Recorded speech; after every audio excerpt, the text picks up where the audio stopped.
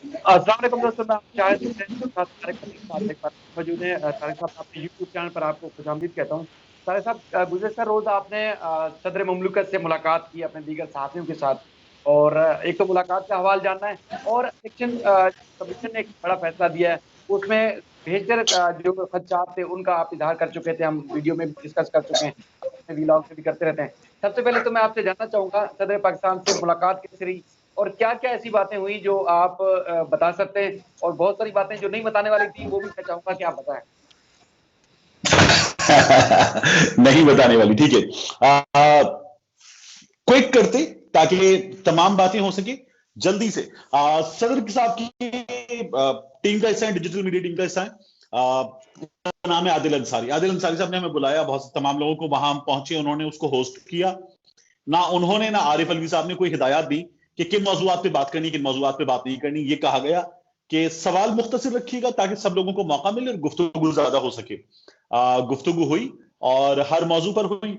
ऐवानी वजीर आजम से या वजीर आजम हाउस से मुलाकात इस लिहाज से मुख्तलिफ थी कि वहां पानी की बोतल मिलती है, यहाँ चाय और 2 से 3 बिस्किट्स भी लोगों को मिले थे।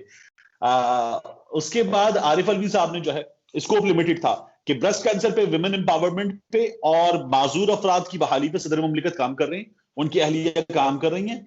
आरिफ अलवी साहब ने उसे खोल दिया, उन्होंने कहा कि जी ठीक है, हम सियासत पे भी बात करेंगे, हालात पे भी बात करेंगे, काफी कुछ होगा। तो सब दोस्तों ने उस पर बात की, खुलकर बात हुई। और आरिफ अलवी साहब जो हैं, उन्होंने आखिर में हम लोगों से भी एक आध सवाल किया। जो मेरा सवाल था उसके बाद सूरत हाल कुछ दिलचस्प हुई। अभी वो वीडियो नहीं मिली है, मैंने अपने चैनल पे कहा था कि मैं आपको तब बताऊंगा, लेकिन आपको चले मैं बता देता हूँ। मैंने उनसे 2 सवाल किए। एक सवाल तो मैं अपनी वीडियो में बताऊंगा, जो दूसरा सवाल था ना, उसके बाद एक अजीब ऑकवर्ड खामोशी हो गई। वो नहीं होती कि यार ये क्या हुआ, क्या बुरा लग गया या ये मुनासिब नहीं था। मैंने उनसे कहा, मैंने कहा आप पाकिस्तान तहरीक इंसाफ की हुकूमत की आधी मुद्दत मुकम्मल हो गई है, कारकर्दगी से मुतमईन है? कहने लगे जी। उसके बाद सब चुप हो गए। जी। वो एक अजीब सा जी था। तो सबको लगा यार ये शायद बुरा लग गया सवाल, कैसा लग गया। लेकिन उसके बाद फिर आगे बढ़ गए, तो उसके बाद भी वो हंसी मजाक सब कुछ हुआ और खुल के बात हो रही थी। तो वो हुई और एक अच्छा सा सेशन था। सियासत पे भी काफी बात हुई। और सदर मुमलिकत ने यह भी बताया कि 1977 में उनके वालिद एक मुकदमा दायर किया था, अब तक फैसला नहीं हुआ है। अरबों की जमीनों का, अरबों रुपए की मालियत की जमीनों का उनका मुकदमा था, उन्होंने छोड़ दिया क्योंकि उन्हें लगा कि इस सिस्टम में वो ये मुकदमा लड़ भी नहीं सकते, तो उन्होंने हिम्मत हार दी। सदर आरिफ अलवी ने परसू करना छोड़ दिया, जमीनों पर कब्जा हुआ था। सर, सदर आरिफ अलवी साहब की ज़मीन का जो एतराज़ है, इस पे मैंने आप टीवी के लिए एक एक्सक्लूसिव स्टोरी की हुई है, बल्कि इनकी वो ज़मीन पे भी गया था मैं। वो कभी किसी व्लॉग में वो दस्तावेज़ात के साथ मैं आपके सामने रखूँगा। बड़ी उसमें जालसाज़ी भी हुई, कुछ इनकी तरफ से भी इल्ज़ाम है और इनके रिश्तेदारों का तनाज़ा, बड़ी ज़बरदस्त चीज़ है, और वो किसी दिन मैं आपसे बाद में बात करूँगा इस मामले में, पूरी दस्तावेज़ात के साथ हम दोनों बात करेंगे। सर, दूसरा ये है कि ठीक है। सहाफ़ियों के साथ मुलाकात हुई, अक्सर तासुर ये मिलता है कि जैसे वज़ीर-ए-आज़म से सहाफ़ियों की मुलाकात होती है, तो वो कहते हैं बस अब तो इनको छोड़ दिया जाएगा। यानी कि वो कहते हैं कि मतलब गलत तशबीह देते हैं। तो क्या ऐसा आपको वहाँ जाने के बाद दूसरी दफ़ा शायद मुलाकात हुई किसी हाईएब से जाके, तो आपको ऐसा तासुर मिलता है कि जैसे आपको छोड़ दिया गया और जाके आपने जो करना है जाके आप ऐसी-तैसी फेर दें? अच्छा, नहीं, पहली बार भी मैंने एक बात की थी इमरान खान साहब से होने वाली मुलाकात की बात, कि कोई खास नई बात नहीं हुई थी। ख्वाजा आसिफ साहब थे और एक दो नई डेवलपमेंट्स थी, उनके अलावा इमरान खान साहब ने अपना दिमाग जो था मुख्तलिफ मौजूआत पर, वो किसी बड़े की तरह, एक मोटिवेशनल स्पीकर की तरह वो लोगों तक मुंतकिल किया था। जो गैदरिंग में सामने लोग मौजूद थे वो ज्यादातर यंगस्टर्स थे। मुझ जैसे एक दो लोग थे, या हमसे सीनियर एक साहब थे, बाकी यंगस्टर्स ज्यादा थे जो अपनी मिड 20s में थे।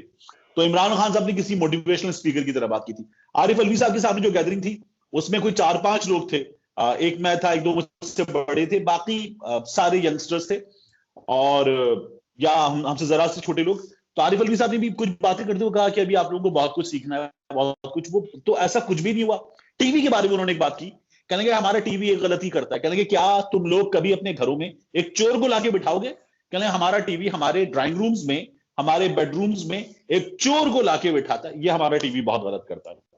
ये उन्होंने सर, टीवी टॉक शोज के बारे में बात की थी। आरिफ अलवी साहब से कराची वालों को बहुत ज़्यादा तवक्कुआत थी। आप लाहौर में होते हैं, आपका दिल यकीनन मेरा दिल मानता है कि आपका दिल कराची के साथ धड़कता होगा। कोई कराची से मुताल्लिक वहाँ बात हुई, कोई हम्म। गुफ्तगू हुई हो? क्योंकि कराची वालों ने उनको वोट दिए थे, कामयाब हुए, फिर सदर के लिए उनको ले लिया गया। इस तरह गवर्नर जो इमरान इस्माइल साहब है, उनसे बड़ी तवक्कुआत थी, वो लग रहा है कि पूरा नहीं उतरे। तो कोई आपने बात की हो या उन्होंने कोई तासुर दिया हो कि कराची की बेहतरी के लिए वो क्या करना चाहते हैं? अच्छा, नहीं, कराची के हवाले से बात नहीं हुई। वो स्पेक्ट्रम भी बड़ा है, सदर हैं पूरे पाकिस्तान के। मैंने उनके आने से पहले ईसा नकवी से, सदीक जान से, सुमेरा खान थी, अदील वारिस का, में बात कर रहे थे।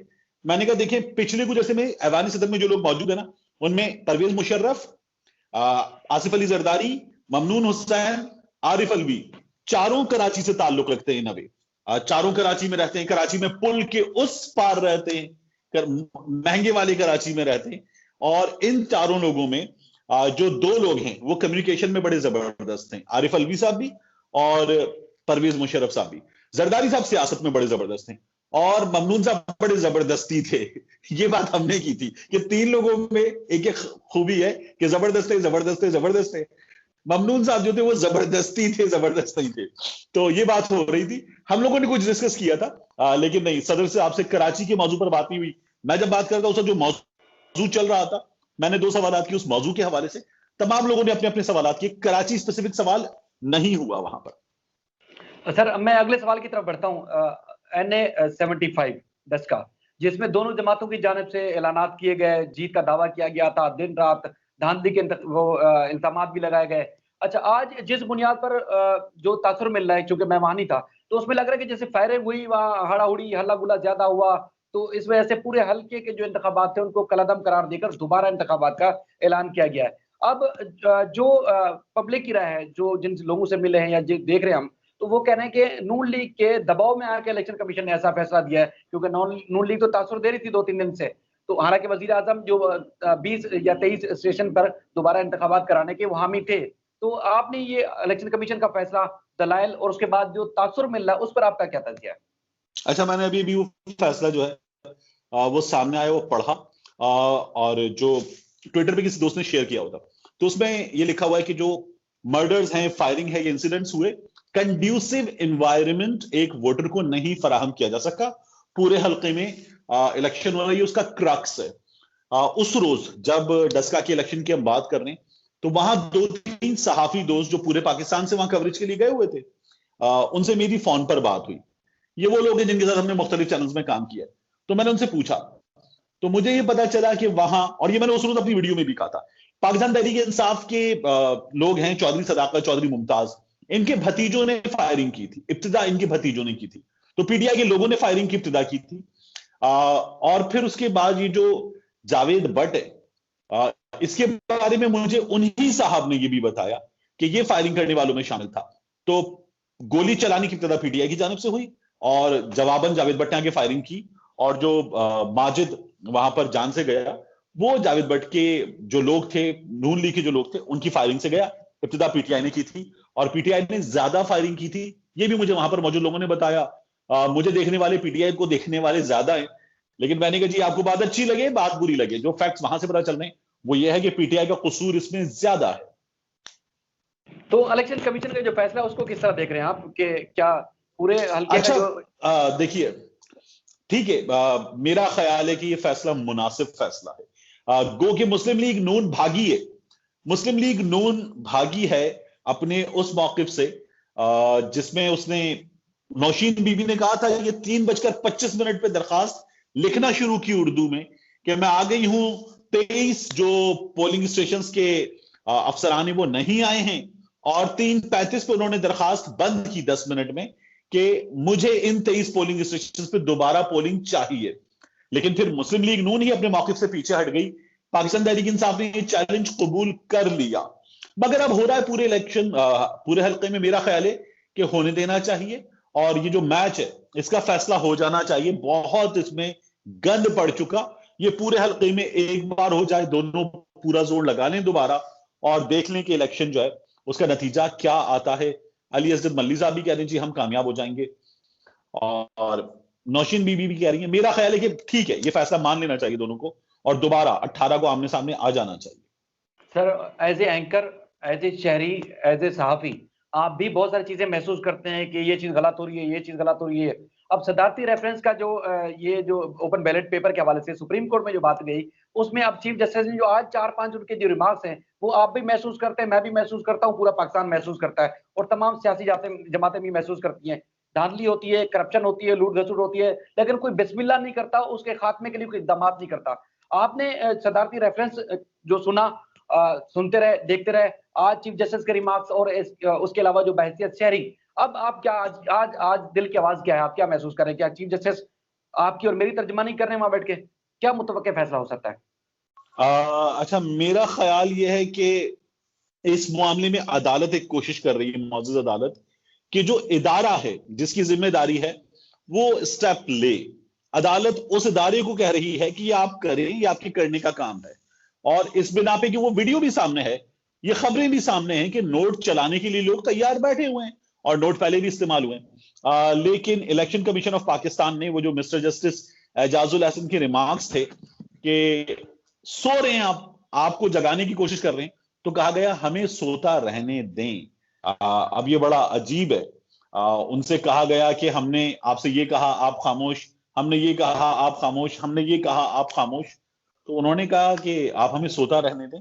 ये बड़ा अजीब है। मुझे ये लगता है कि सुप्रीम कोर्ट ऑफ पाकिस्तान जो है वो अब तक पूरी कोशिश कर रही है कि ऐसा कुछ हो जाए कि किसी भी तरह पैसों का ये इस्तेमाल रोका जा सके और मुतनासिब नुमाइंदगी यकीनी बनाई जाए। जब पैसा सामने आ गया, 5-5 वहां पर लोग अनअपोज्ड इलेक्शन जीत गए, सेनेटर मुंतखब हो गए, तो ये बड़ी डेवलपमेंट है।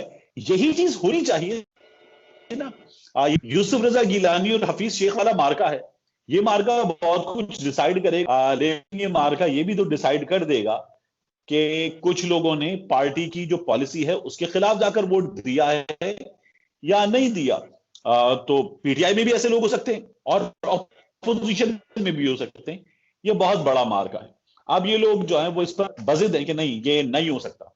तो मेरा ये ख्याल है कि सुप्रीम कोर्ट पूरी कोशिश कर रही है कि पैसे का इस्तेमाल रुके, लेकिन ये लोग इस वक्त तो ताउन करने को तैयार नहीं है। तारिक भाई, एक और सवाल है। वजीर आजम पाकिस्तान ने दौरा किया श्रीलंका का। वहाँ एक कार्टून आपने भी देखा होगा सोशल मीडिया पे, वहाँ के जो कार्टूनिस्ट थे उन्होंने जो रेड कारपेट के नीचे इंडिया के मोदी को दिखाया कि वो कारपेट के नीचे हैं और ऊपर पाकिस्तान के वजीर आजम और उसके बाद श्रीलंका के वजीर आजम चलते हुए जा रहे हैं वो। और उसके बाद कुछ दिन पहले आपने देखा कि यहाँ पर तकरीबन 42 मुख्तलिफ ममालिक की फौजों ने मशकें की। तो वजीर आजम का दौरा, उसके बाद फिर ये भारत के साथ ताल्लुकात कम करके श्रीलंका का पाकिस्तान की तरफ आना और पाकिस्तान का पूरी दुनिया में एक ताल्लुकात को मजीद मुस्तहकम करना, उस मामले पे आपकी एक सहाफिताना जो राय है वो राय क्या है? अच्छा देखिए, ये बड़ी जबरदस्त चीज है। वजीर आजम इमरान खान का श्रीलंका का दौरा, और पाकिस्तान ने एक बड़े भाई की तरह ये दौरा किया, श्रीलंका ने एक छोटे भाई की तरह पाकिस्तान को वेलकम किया। ये बड़ी अच्छी चीज है। नरेंद्र मोदी का वो जो कार्टून है, वो कार्टून जो है वो एक तो हालात के बिल्कुल मुताबिक है और इसलिए बड़ा दुरुस्त है कि नरेंद्र मोदी ने नफरत की सियासत मुसलसल की। हम पाकिस्तान को तनहा कर देंगे, अकेला कर देंगे, हम पाकिस्तान को दुनिया में एक्सपोज करेंगे, वो ये सब करना चाह रहे थे। इमरान खान साहब ने इंटरनेशनल फ्रंट पर जो सियासत की वो इंक्लूसिव करने की सियासत थी। नरेंद्र मोदी इसके ऑपोजिट चल रहे थे। पाकिस्तान को इसमें कामयाबी हुई और ये जो अम 2021 की हम बात कर रहे हैं, ये तो बहुत बड़ी कामयाबी। रशिया पाकिस्तान की इन मशकों में आया, यूएस इन मशकों में था, टर्की इन मशकों में था।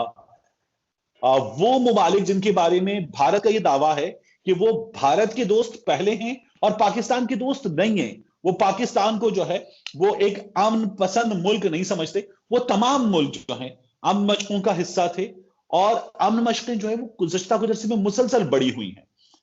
इनका जो साइज है, इनके जो पार्टिसिपेंट्स हैं वो मुसलसल बड़े हुए हैं। तो ये बड़ी जबरदस्त चीज है। और फिर हमारे जो पानी है, इन पानियों में आप देखें, चाइना ने, रशिया, इंडिया ने, इन्होंने मुख्तलिफ जगहों पर अपने बेसिस बनाने की कोशिश की है और इन्हीं पानियों में कुछ आगे जाकर बहरी कज़ाक एक्टिव रहते हैं। तो ये इन पानियों में सिक्योरिटी के लिए ये मेजर्स उठाना और एक ऐसी गुजरगाह जो है उस पर काम करना जिसमें बहरी जहाज चले और पुरसुकून चले, ये बहुत जबरदस्त है। और ये एक बड़ी सक्सेस है। आम 2021 तो बहुत बड़ी सक्सेस। तारा भी आपने अपना कीमती वक्त दिया। दो और भी खबरें थी, परवेश खान जिनका ताल्लुक पीपल्स पार्टी से, उनके जो कागजात नामजदगी मंजूर किए थे इलेक्शन कमीशन ने, इलेक्शन कमीशन के बाद फिर रिटर्निंग अफसर ने जो उनके खिलाफ अपीलें थी उसको मुस्तरद की, उसके बाद इलेक्शन ट्रिब्यूनल में भी मुस्तरद हुई। अब उनके खिलाफ सिंध हाई कोर्ट में एक आईनी दरखास्त दायर की गई है, उसमें कुछ मजीद भी दस्तावेजात जो है वो ऐड की गई हैं।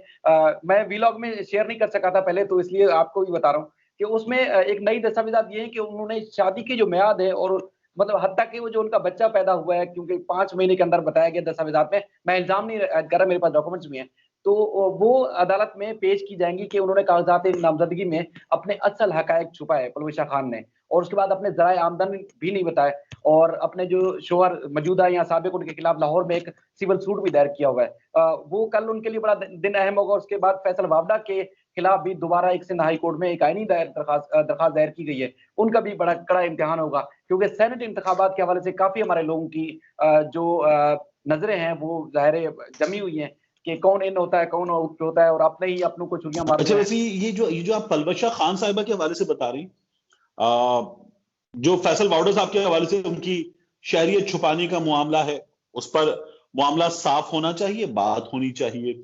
जो सैफुल्लाह अबड़ो साहब हैं, उन पर मैंने भी वीलॉग्स किए, और लाड़काना में, सखर में, मुख्तलिफ शहरों में जो दोस्त हैं उनसे मदद लेकर, मालूमात लेकर मैंने किए, और मुझे उस पर तो बाज लोगों ने कहा कि यार ये जो है बड़ी डिटेल्ड इंफॉर्मेशन आपके पास है, ये कहां से आई है। वो सब कुछ कर लिया, लेकिन मेरा ख्याल है जो पलवशा खान साहिबा वाला मामला है, बच्चे की पैदाइश 5 महीने में, ये इलेक्शन कमीशन के देखने का काम नहीं है। ये हुआ है दुनिया भर में। इससे एक्सट्रीमली प्रीमेच्योर बर्थ के केसेस कहते हैं। हमारे अपने इर्द गिर्द ऐसे केसेस सामने आते हैं। तो जो मेडिकल साइंस के मामला आते हैं उनको इलेक्शन कमीशन से बाहर रखना चाहिए, और खवातीन पर इस तरह की बातें जो है वो, मेरा ख्याल है पलवशा खान के हवाले से है ना जी, मतलब जहां के वो एड्रेस है, वो एड्रेस प्लॉट का है और मुख्तलिफ चीजें हैं, उन पे बात करें। लेकिन किसी के किरदार को लेकर, उसकी शादीशुदा जिंदगी को लेकर इलेक्शन कमीशन पहुंचा जाए, मेरा ख्याल है नामुनासिब, नहीं करना चाहिए था।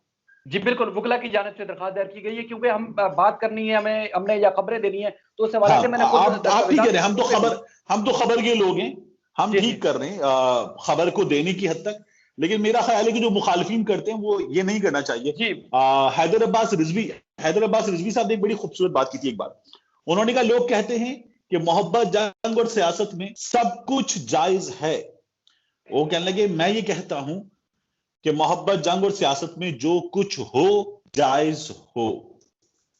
बिल्कुल, आप ठीक कह रहे हैं। बाकी सैफुल्लाह अबड़ो वाला जो वीलॉग था, मैंने तफसीली देखा, मेरा खुद हिल गया था मैं। और आज उनके हवाले से एक और भी चीज मैं आपको बताऊं जाते जाते, वो ड्यूरेशन भी बहुत ज्यादा हो गया है। जो आज सैफुल्लाह अबड़ो के खिलाफ जो एक फरीक आए थे, शाहिद रिंद उनका नाम है, उनको जो फैसिलिटेट कर रहे थे, यानी कि उनके जो वकील को फीस अदा की, वो पीटीआई के ही हुनैद लाखानी साहब ने अदा की, ये हमारे जराए का दावा है कि क्योंकि वो कवरेज अच्छा, कैंडिडेट थे हुनैद लाखानी साहब। उनका ये कहना था कि अगर सैफुल्लाह अबड़ो आउट होंगी तो उनको इन होने का मौका मिल जाएगा, इसलिए उन्होंने भारी रकम अदा की और बड़े वकील साहब को, साबिक चीफ जस्टिस अनवर जहीर जमाली साहब के साहबजादे को बहैसियत वकील लेके आए थे। तो ये सियासत वाकई में जो कुछ हो जायज हो वाली बात होनी चाहिए। और सैफुल्लाह अबड़ो के हवाले से जो चीजें आपकी मैंने देखी, उधर मैंने कोशिश की थी कि आपके साथ गुफ्तगू हो, लेकिन आप मसरूफ थे। और बहरहाल फिर बात करते रहेंगे, आप, मुझे उम्मीद है आप टाइम देते रहेंगे, बहुत जबरदस्त इंसान है, आप टाइम देते भी हैं। इंशाल्लाह। और फिर अपने जानने वालों को फिर बताएंगे, और उम्मीद करते हैं मामला बेहतर हों। हमारी कोशिश यही होती है कि बैठ के डिस्कस करें, और जो बातें टीवी पे नहीं होती वो बता सकें, लोगों को खुल के बता सकें। आपका बहुत शुक्रिया, अपना ख्याल रखिएगा। अल्लाह हाफिज, थैंक यू।